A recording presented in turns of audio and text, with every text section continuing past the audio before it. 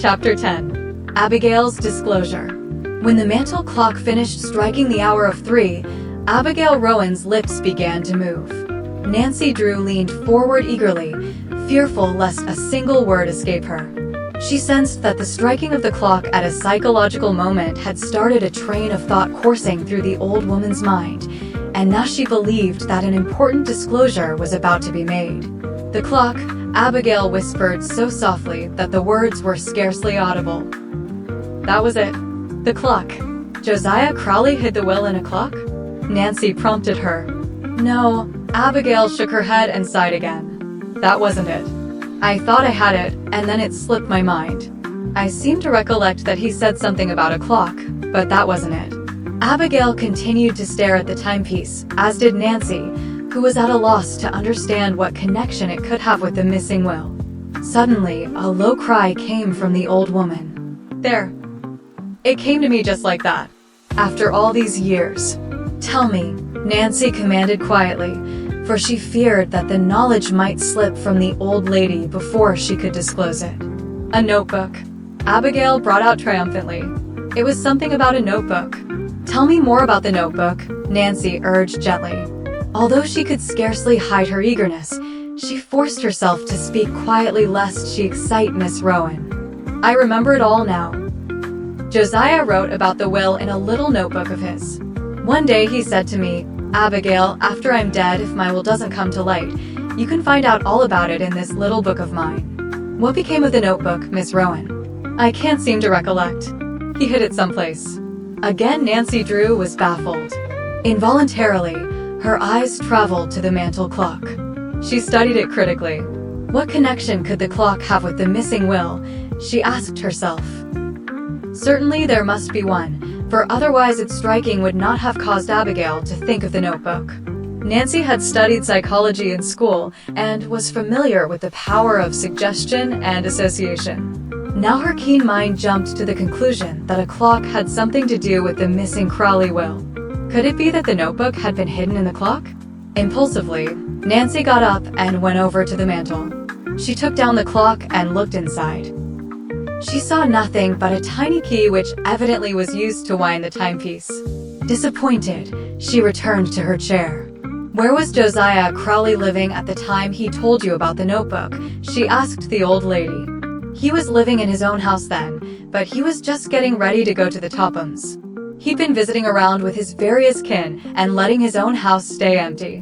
After the Tophams asked him to live with them, he sold his home. What became of the household goods? Nancy inquired. Oh, the Tophams got most everything. There must have been a family clock, Nancy mused, half to herself. A family clock? Abigail repeated. Oh yes, there was a clock. Can you describe it? Nancy questioned. Well, it was just an ordinary mantel clock, tall and with a square face. Something like that one over there. The old lady pointed to the timepiece Nancy had just examined. Only Josiah's was more elaborate. It had a moon or something on top. What became of the clock? I dunno, Abigail responded indifferently.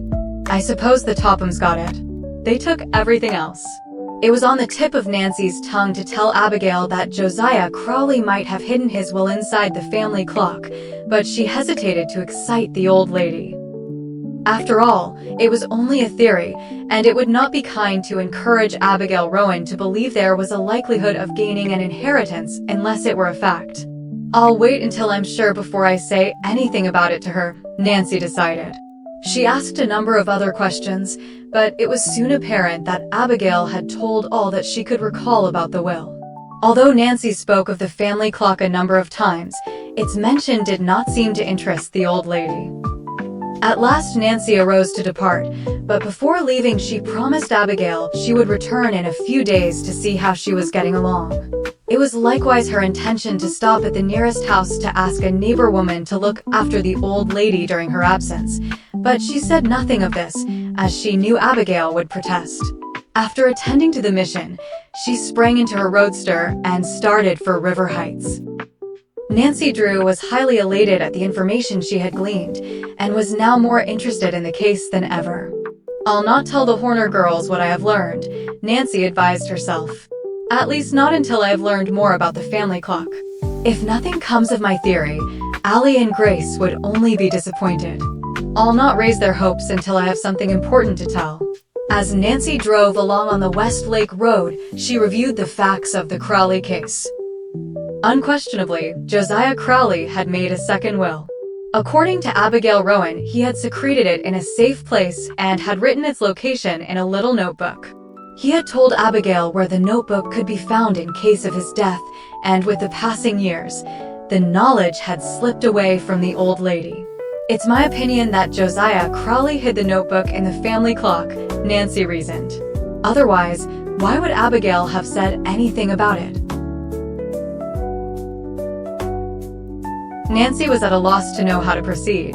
She knew that her next step in unraveling the mystery was to search the Crowley clock, but this would not be easy to accomplish. If, as Abigail had indicated, the clock had fallen into the hands of the Tophams, the task might be an impossible one. Then, too, it was not at all unlikely that the Tophams had already discovered the notebook. In that case, they would have destroyed it, Nancy told herself. Still, from the conversation I overheard in the park, I feel reasonably certain the notebook has never been found. No, if Josiah Crowley ever hid it in the clock, it must still be there, and it's up to me to get hold of it. During the long ride to River Heights, Nancy Drew mulled over the perplexing problem, but try as she would, she could think of no way to get her hands on the old clock. She must find some means of gaining entrance to the Topham residence. I can't very well climb through a window, much as I would like to, she laughed. And if I pay a social call upon the Tophams, they're sure to be suspicious. We haven't been friendly for years, and since Ada and Isabel discovered that I have taken an interest in the Horner girls, they would be certain to question my motive in going to their house. No, I must think of a good excuse. Presently, Nancy reached River Heights. She drove the roadster down the boulevard and stopped in front of her home. As she stepped out and was preparing to go into the house, she heard her name called. Wheeling about, she saw a girl running toward her. It was one of Nancy's chums, Helen Corning. "Hello, Nancy," Helen called. "I haven't seen you for days. Where do you keep yourself?" Nancy laughed as she greeted her chum. "Oh, I've been especially busy lately. Come into the house and we'll have a chat." "Oh, I can't, Nancy. I wouldn't be up this way, but I'm trying to sell tickets for a charity dance." "How many have you sold?" "I have 6 left." Helen sighed. "It's a thankless job." "I'll take 2 if that will help you out," Nancy offered. "Will it help me?" "Say, if I ever get rid of these tickets, I'm going to dance a hornpipe. If I don't sell them this afternoon, it's going to fix it, so I can't start for Moon Lake."